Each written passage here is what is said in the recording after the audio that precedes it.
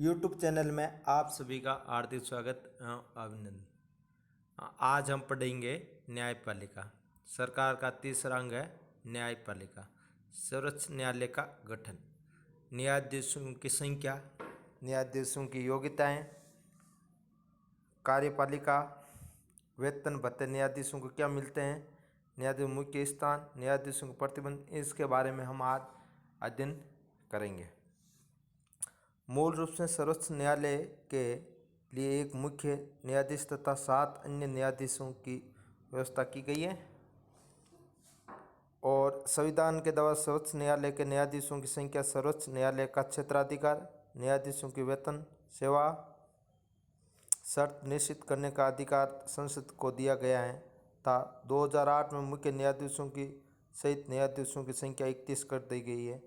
सर्वोच्च न्यायालय के न्यायाधीशों की नियुक्ति भारत का राष्ट्रपति करता है। सर्वोच्च न्यायालय के न्यायाधीश की नियुक्ति भारत के राष्ट्रपति करता है और वर्तमान में न्यायाधीशों की संख्या कितनी है? 31। भारत के प्रमुख न्यायाधीशों की नियुक्ति के संबंध में राष्ट्रपति सर्वोच्च न्यायालय अथवा उच्च न्यायालय के अन्य न्यायाधीशों से परामर्श लेता है, जिनसे वे इस संबंध में परामर्श लेना आवश्यक समझता है। वर्तमान में सर्वोच्च संबंध परामर्श लेना आवश्यक समझता है। वर्तमान सर्वोच्च न्यायालय के उच्च न्यायालय के न्यायाधीशों की नियुक्ति कॉलेजियम व्यवस्था से की जाती है, जिसके अनुसार सर्वोच्च न्यायालय के मुख्य न्यायाधीश व 4 वरिष्ठतम न्यायाधीशों का एक समूह राष्ट्रपति के नाम प्रस्तावित करते हैं। राष्ट्रपति इन्हीं नामों को न्यायाधीशों की नियुक्ति करता है। न्यायाधीशों की योग्यताएं। सर्वोच्च न्यायालय के न्यायाधीशों की निम्नलिखित योग्यताएं होना आवश्यक है। वह भारत का नागरिक हो, वह किसी उच्च न्यायालय अथवा 2 या 2 से अधिक न्यायालयों में लगातार कम से कम 5 वर्ष तक न्यायाधीश के रूप में कार्य कर चुका हो, या किसी उच्च न्यायालय या न्यायालय में लगातार 10 वर्ष तक अधिवक्ता यानी वकालत करता हो, या राष्ट्रपति की दृष्टि से कानून उच्च कोटि का ज्ञाता हो। या राष्ट्रपति की दृष्टि में ज्ञान में होना चाहिए, क्या ये उच्च कोटि का ज्ञाता है या कानून का जानकार है, इस प्रकार होना जरूरी है। कार्यपालिका तथा महाभियोग। साधारणतया सर्वोच्च न्यायालय का प्रत्येक न्यायाधीश 65 वर्ष की आयु तक अपने पद पर आसीन रह सकता है। इस अवस्था को पूर्ण व स्वयं त्यागपत्र दे सकता है। सिद्ध कदाचार अथवा असमर्थता के कारण संसद के द्वारा न्यायाधीशों को उसके पद से हटाया जा सकता है। यदि संसद के दोनों सदन अलग अलग अपने कुल सदस्यों के 2/3 बहुमत से इनको अयोग्य तथा आपत्तिजनक आचरण करने वाला प्रमाणित कर देते हैं, तो भारत के राष्ट्रपति आदेश से उक्त न्यायाधीशों को अपने पद से हटाया जा होगा। वेतन भत्ते अन्य सुविधाएं। मुख्य न्यायाधीशों को 1 लाख रुपये मासिक तथा अन्य न्यायाधीशों को 90,000 रुपये मासिक वेतन मिलता है। न्यायाधीशों के लिए पेंशन व सेवानिवृत्ति पेंशन, ग्रेच्युटी की व्यवस्था भी है। वेतन एवं भत्ते समय समय पर संशोधित होते हैं। उन्मुक्तियां। न्यायाधीशों को अपने सभी कार्यों की निर्णयों के लिए आलोचना से मुक्ति प्रदान की गई है। न्यायालय का मुख्य स्थान। अनुच्छेद 130 के अनुसार सर्वोच्च न्यायालय का प्रधान कार्यालय दिल्ली में है। न्यायालयों के प्रतिबंध। संविधान में यह निश्चित किया गया कि जो व्यक्ति भारत के सर्वोच्च न्यायालय के न्यायाधीश रह चुके हो, वे पद से निवृत्ति के बाद भारत के किसी न्यायालय या किसी अधिकारी से सामने वकालत नहीं कर सकता। या न्यायाधीश अपने पद से सेवानिवृत्त हो किसी अधिवक्ता के सामने या किसी न्यायालय के सामने अपनी वकालत नहीं कर सकता, ये शर्त होती है। सर्वोच्च न्यायालय के क्षेत्राधिकार या शक्तियाँ तथा कार्य। भारतीय संविधान के द्वारा सर्वोच्च न्यायालय को बहुत ही अधिक व्यापारिक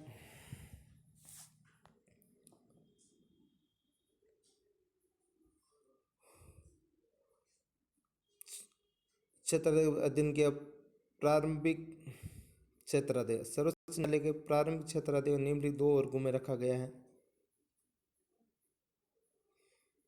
प्रारंभिक एकमेव क्षेत्राधिकार।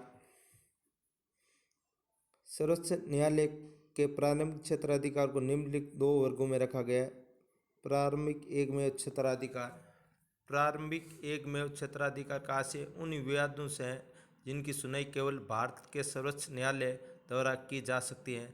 सर्वोच्च न्यायालय के प्रारंभिक एकमेव क्षेत्राधिकार के अंतर्गत निम्न विषय आते हैं: भारत सरकार तथा एक या एक से अधिक राज्यों के बीच विवाद, भारत सरकार संघ का कोई राज्य या राज्यों तथा एक या अधिक राज्यों के बीच विवाद, दो या दो से अधिक राज्यों के बीच संवैधानिक विषयों से संबंधित उत्पन्न कोई विवाद। इस प्रकार के विवाद प्रारंभिक एकमेव क्षेत्राधिकार के अंतर्गत आते हैं।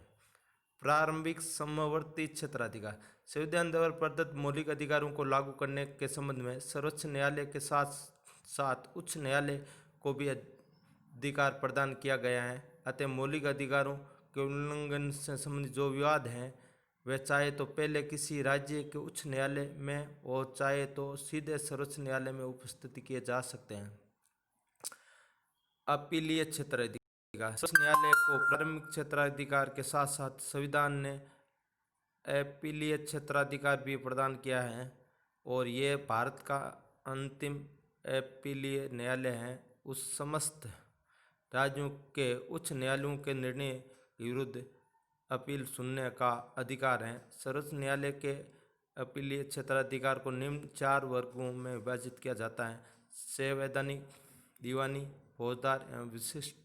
इस प्रकार के संवैधानिक: संविधान के अनुच्छेद 132 के अनुसार यदि सर्वोच्च उच्च न्यायालय के ये प्रमाणित कर देते हैं कि विवाद में संविधान की व्याख्या से संबंधित कानून का कोई महत्वपूर्ण प्रश्न निहित है तो उच्च न्यायालय के निर्णय की अपील सर्वोच्च न्यायालय में भी की जा सके। दीवानी: इस संबंध में मूल संविधान के अंतर्गत यह व्यवस्था थी कि उच्च न्यायालय के सर्वोच्च न्यायालय में केवल ऐसे ही दीवानी विवादों की अपील की जा सकती है जिसमें विवादग्रस्त राशि 20,000 रुपये से अधिक हो, किंतु 1973 में हुए 30वें संविधान संशोधन के अनुच्छेद 133 को संशोधन कर उक्त धनराशि की सीमा 20,000 हटाते हुए अब यह निश्चित किया गया कि सभी दीवानी विवादों की अपील सर्वोच्च न्यायालय में की जा सकेगी।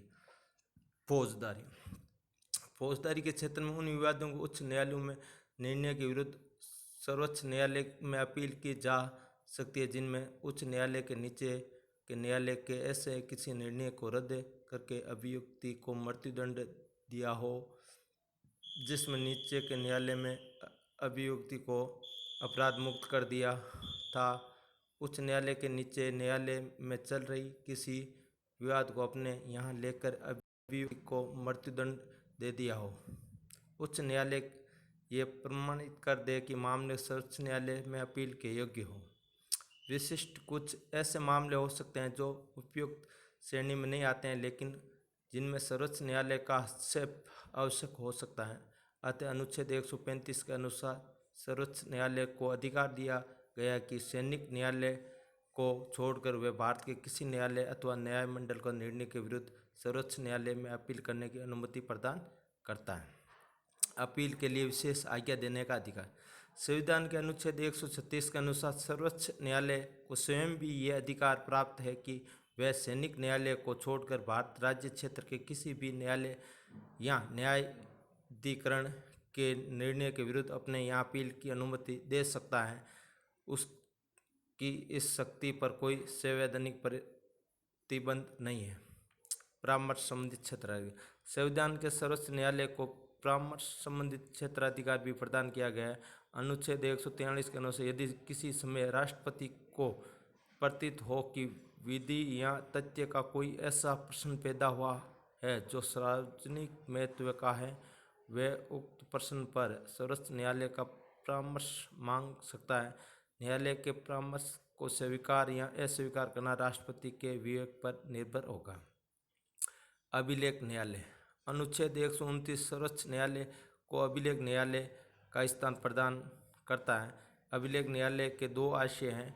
प्रथम, इस न्यायालय के निर्णय सब जगह साक्ष्य के रूप में स्वीकार किए जाएंगे और इन्हें किसी भी न्यायालय में प्रस्तुत किए जाने पर उनकी प्रामाणिकता के विषय पर प्रश्न नहीं उठाया जा सकेगा। द्वितीय, इस न्यायालय को न्यायालय अवमानना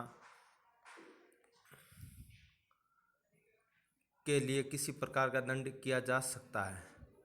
मौलिक अधिकार के रक्षक: भारत के सर्वोच्च न्यायालय में नागरिकों मौलिक अधिकार का रक्षक है। न्यायालय के मौलिक अधिकारों को लागू करने के लिए बंदी, प्रत्यक्षीकरण, परामर्श, प्रतिषेध अधिकार, प्रच्छा और उत्प्रेषण के लेख जारी कर सकता है। संविधान के संरक्षण न्यायिक पुनर्विलोकन की शक्ति।